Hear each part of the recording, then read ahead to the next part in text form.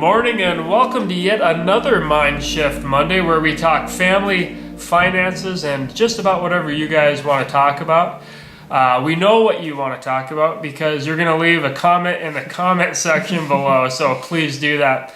Once again, thanks so much to Joe Baxley for helping us put together the budget, and he was with us the last 2 Mondays showing us his budget, showing us how they paid down over $70,000 of debt, and they did it quick. And you can too. Be encouraged by those 2 videos, and if you haven't seen them, please go back and watch them. They're well worth your time, and the Baxleys have done just a really great job of financial management. And what that has done for them is they're changing their family tree. They're changing the future for their 2 children that are young.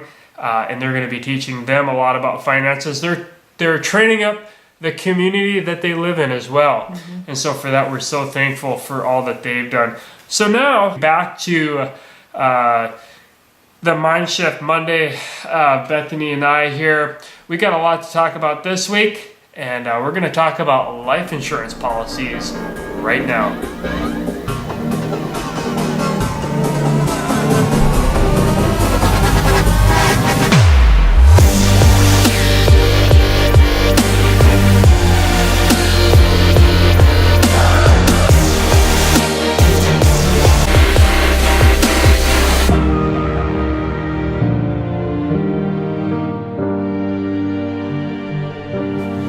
Okay, so when we think about life insurance policies, we think about 2 things. There's whole life insurance and there's term life insurance. And if you've ever heard of either of them, you've probably heard of the fact that a lot of people are going to term life insurance policies. What that is you're picking a term, a period of time that you're going to pay a premium every single month to be insured. So that upon your death, your beneficiaries, that being your family, your wife and kids, would be paid out a certain amount, and that would hopefully take care of them while they're going through the grieving process, while they're trying to get back on their feet while you're gone. And so this is a really, really big deal. And you need to get going on that right away. Another thing that people think about when they think about life insurance policies is they think it's really expensive. Well, the truth is, it can be. Whole life insurance is really, really expensive. So the whole life insurance policy is oftentimes what our grandparents were talked into, or our parents were talked into getting. And so they paid a lot of money per month to essentially get this policy that at the end of their life would be paid out to the beneficiaries.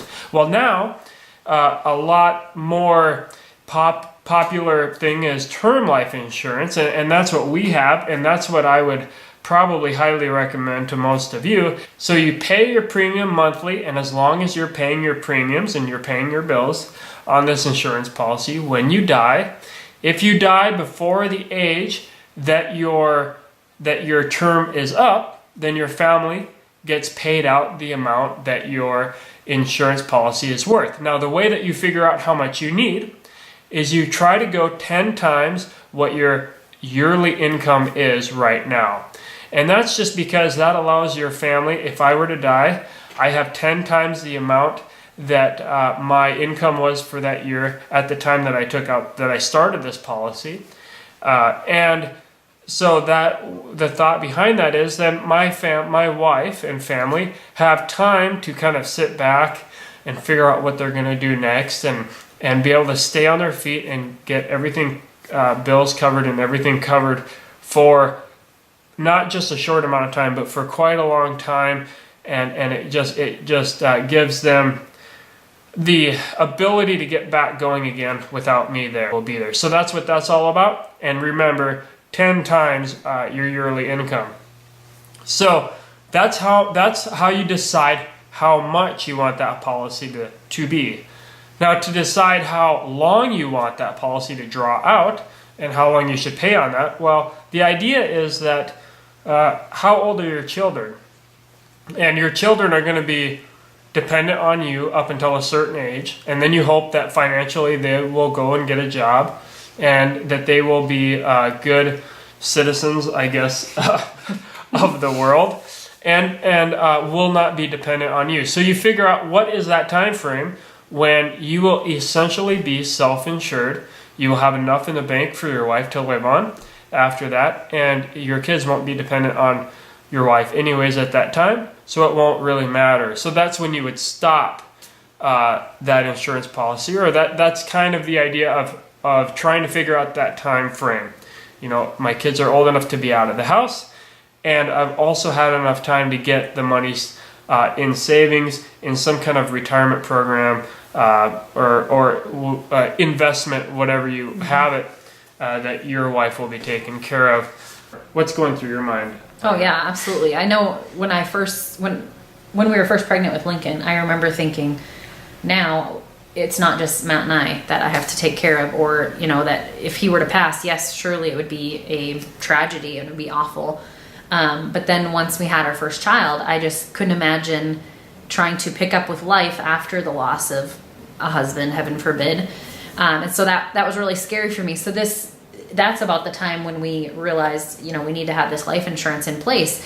And, you know, when you're going through tragedy, and that's why we talk about the 3 to 6 months living expenses paid up into an emergency fund and getting out of debt and kind of reducing your risk, because going through a tragedy of loss is hard enough. And I just can't imagine going through that, as well as having no clue financially how I'm going to make it. So it's given me, like you said, assurance by having an insurance plan. And it just comes down to like a pizza a month. I mean, going out to eat is about what your premiums are going to cost. So it's definitely a really cheap investment to have that insurance in place. Yeah, and if you're in the $300,000 to $500,000 range is what you want, you're going to probably be looking at 20 to $300,000, you're probably looking at $15 to $20 a month, and then the 500 up, you're probably looking at over $30, $35 a month. And that's just all, an idea. It's all dependent on your health and your pre-existing conditions and things like that. So I think the best time to do it is now, when you're young and you're most likely healthier, because the premiums are cheaper to lock in those rates. And you are going to have to get a physical. Mm-hmm. They're going to want you to verify your health and those things. So if you are healthy, now's a great time to go ahead and get into that. Mm-hmm. I think another thing that people don't think about is why there should be an insurance policy on the woman, the stay-at-home mom. Yeah. And for a long time we didn't, actually. And I think that was maybe more or less you just thought it would be fine. You would be fine without me. No, but the woman brings so much financial benefits to the home. She's the caretaker. She gets the kids to school. She helps them with homework. She's running them. She's kind of the chauffeur. She's taking them to doctor's appointments, cooking, cleaning, all of those things. So if in the event that a wife would be gone, that's a lot of things to kind of for the husband to be able to take on those responsibilities. So maybe he's going to need a chef, maybe he's going to need a maid. But that just gives him the freedom to just kind of take some time to grieve too. If in the event of a loss of a wife, having these policies in place just means that, okay, great, he could take a bereavement from a company if that's allowed through his job or whatever, and just kind of take 6 months off to just grieve and to not be stressed out about all those bills that are continually coming in, or just to be able to take that money and say, okay, great, now I'm gonna maybe delegate some of those tasks that my wife used to do those. So I'm gonna have to pay somebody to help make some freezer meals. I'm gonna have to pay somebody to come in and clean the house once or twice a week, or I'm gonna have to pay somebody to watch the kids from 3 p.m. to 5 p.m. until I get off work, or whatever it is. But it just gives you a lot of options, whereas if you don't have it, I just can't imagine going through it without having that financial stability. Because you can go through tragedy, and you can go through tragedy with having that peace. And there's, I don't know, I was talking to a friend the other day and how they had their 3 to 6 months living expenses saved up, and how there was a loss in their family, a grandparent or whatever, and it wasn't an emergency. They didn't have to be like, well, who gets to go to the funeral? It was, we all get to go to the funeral, and that's an emergency, and we're going to take that money out of our 3 to 6 months living expenses, and we're all going to go. And it was just like, when they were already faced with tragedy of the loss of their grandparent, it wasn't like tragedy and now we have to make even harder decisions of who can actually attend this funeral. Same thing with life insurance. I think it's just like, bam, you get hit with this totally unexplainable thing in your life, but you can kind of rest easy knowing that the light bill, the water bill, the cable bill, whatever, you know, the house payment is going to be paid because this life insurance policy is going to kick in, and you could just kind of take time to just grieve.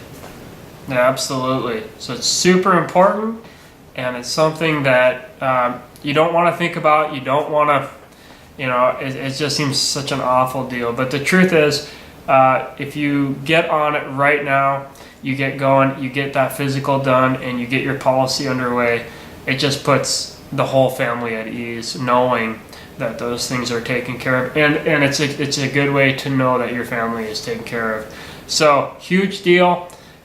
There's lots of different insurance companies out there, and you just do some shopping around and find the best rate, because there are different companies doing different rates. And maybe 10 times your income is $500,000, but you only think you only really can afford right now $300,000. I would do the $300,000. I mean, do what you can do. So something is better than nothing. Something's better than nothing. It's gonna be huge in the overall window if something were to happen.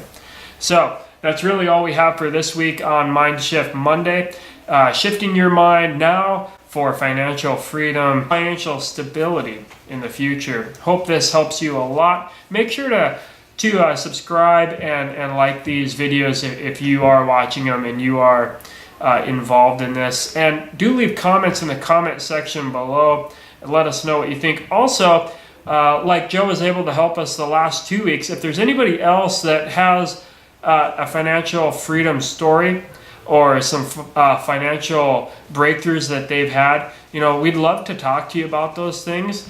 Maybe there's a way we can Skype you or some of those type of avenues that would just be great and be a help for everybody watching. If you would be willing to share, definitely get a hold of us. Let us know. We'd love to do that with you. So we'll leave you for that for this week. And thanks so much for watching yet another MIndShift Monday.